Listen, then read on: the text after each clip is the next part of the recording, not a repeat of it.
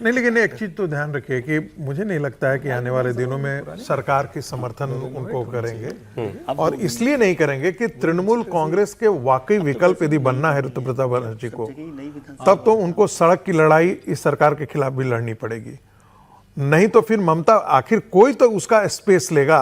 तो मुझे लगता है कि वो नहीं चाहे, भारतीय जनता पार्टी भी नहीं चाहेगी। इसलिए कहा ना सर, ये पहला उदाहरण पेश करने का मौका था उनके पास, उसमें उन्होंने अपोज ना करना चूज किया। भाई वॉकआउट करने के अलावा उनके पास क्या विकल्प था? वो विरोध भी करते तो क्या अगेंस्ट वोट करते, क्या फर्क पड़ जाता था? उससे कोई फर्क नहीं पड़ जाता था। 21 ममता बनर्जी की 21 विधायकों ने विरोध कर लिया, क्या फर्क पड़ गया? मतलब कहीं के नारायण आप ऐसा चाहते हैं?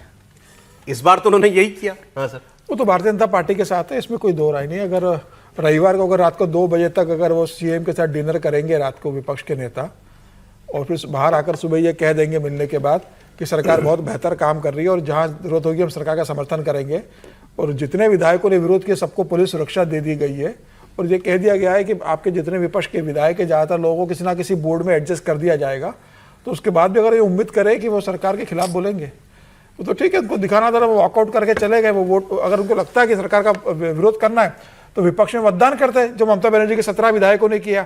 आप कहते हैं कि मैं तो वही कह रहा हूं सर, कौन सा सरकार की सेहत पे फर्क पड़ रहा था? नहीं पड़ता है, लेकिन अब उनको तो बताना है ना कि हम आपके कारण आपने जो हमें समर्थन दिया। उनको अपने वोटर को कुछ नहीं बताना जिसके वोट पे जीत के आए हैं। वो तो बता, अब उसको उसका सवाल तो स्पीकर को बताना है ना सर कि आपने हमको अलग पार्टी की मान्यता दे दी है। कौन से वोटर की बात? आज छुट्टी से आ जाइए, कौन सा है? नहीं, वो वोटर कैसे? फिरहाद हकीम को अपने वोटर को नहीं बताना कि मैंने वोट किया, देखो तुमको ओबीसी लिस्ट से बाहर करने वाला बिल था, मैंने इसके खिलाफ वोट किया, इतना भी नहीं बताना उनको। फिरहाद हकीम अपना वोटर देखें कि जेल जाने का रास्ता देखें? कौन सा वाला देखें? प्रेफर कौन सा करेंगे वो? मतलब होता है ना प्रेफरेंस 1 प्रेफरेंस 2, ऐसे तो होता है। अपनी प्रॉपर्टी बचाएंगे कि जनता का हित देखेंगे? सर सही कहते हैं आप लोग। अगली खबर में चलते हैं, ठीक है।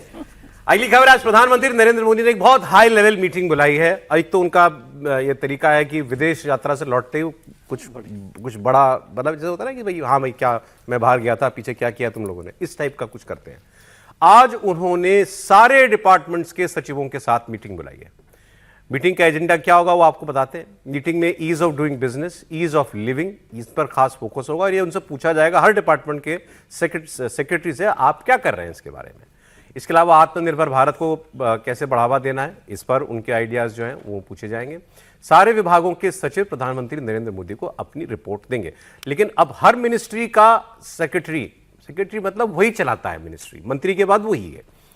तो ब्यूरोक्रेटिक हेड हर मंत्रालय का आज प्रधानमंत्री को अपनी रिपोर्ट देने वाला है।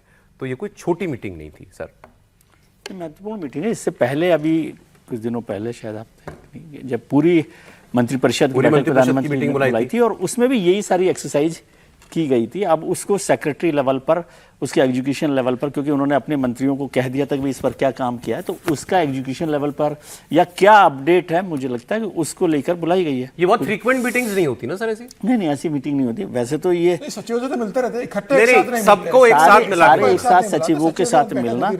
वैसे बहुत सारे लोग इसको सेंट्रलाइजेशन ऑफ पावर भी कह सकते हैं, क्योंकि प्रधानमंत्री सीधे मंत्रालयों के सचिवों के साथ बात कर रहा हूँ। मंत्रियों के साथ बात करना अलग बात है, और मंत्री इसमें नहीं है मेरे ख्याल से, क्योंकि मंत्री भी हो और सचिव भी हो तो एक बात होती है कि उसको लेकर। कोविड के टाइम पे तो वो सारे स्टेट्स के चीफ सेक्रेटरी से अब भी मेरे ख्याल से बात करते हैं। वो अपडेट अलग चीज होती है, ये अलग चीज है। लेकिन इसमें पहले ही प्रधानमंत्री ने मंत्रियों के साथ बैठक की है, और मुझे लगता है उसका क्या अपडेट है कि भाई उसके एग्जीक्यूशन लेवल पर जो मंत्री को कहा गया है उसको सचिवों ने। ये इतनी बड़ी खबर है ना कि इस पर नजर बड़ी खबर है। तो चलिए इसका अपडेट क्या निकला मीटिंग का, एक कलम आपको बताएंगे। कई बात कहता हूँ, आपने कहा कि विदेश से लौट के आते हैं तुरंत, वो पहले से ही इनका जीवन नरक करके गए थे। कहे थे कि इसकी रिपोर्ट तैयार करके रखना।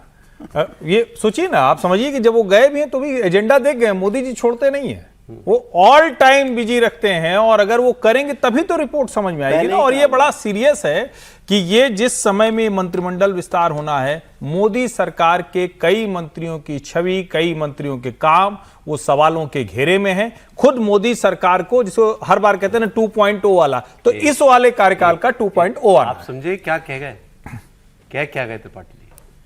ये विभागों के सचिवों से मंत्रियों की रिपोर्ट लेने वाले हैं, ऐसा क्या? नहीं, जाहिर है वो तो, अगर जो काम हुआ है जो नहीं हुआ है वो तो सब आएगा ना, इसमें कोई कहने की बात नहीं। वो इम्तियाज अली की तरह से कहकर गए कि मैं वापस आऊंगा, सर तुम तैयार रहना। विभागों के सचिव से जो रिपोर्ट लेनी थी, तो पीके मिश्रा जी जो मोदी जी का काम देखते हैं वो ले चुके पूरी। उन्होंने मोदी जी को फीडबैक दे दिया है कि कौन मंत्री क्या कर रहा है, आज प्रधानमंत्री मोदी अब सचिव से बात करेंगे कि भाई मंत्री जो कर रहा है, आप क्या कर रहे थे मुझे ये बताओ, आपको खबर ही मैंने नहीं क्यों समझ भेजा पाते। था। रिपोर्ट किसी के लिए नहीं थी, हमें लगा कोई देगा सर।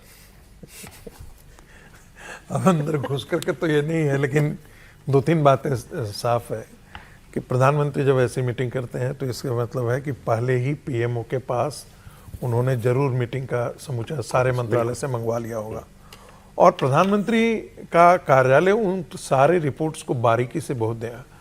आज जब वो प्रेजेंटेशन होगा तो उसमें काउंटर क्वेश्चंस होंगे, जैसे हम कह रहे हैं ना कि ease of doing business, ease of living, मंत्रालय के बीच में आपस का कोऑर्डिनेशन, हम कैसे जनता की चीज़ों को फैसिलिटेट करें, पॉलिसी रिफॉर्म्स हम क्या क्या कर सकते हैं आने वाले दिनों में।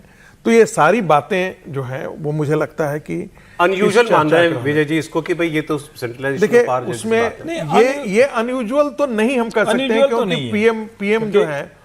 पीएम जो है वो प्राइम मिनिस्टर ऑफिस जो है वो सारे मंत्रालय के साथ कोऑर्डिनेट करता है।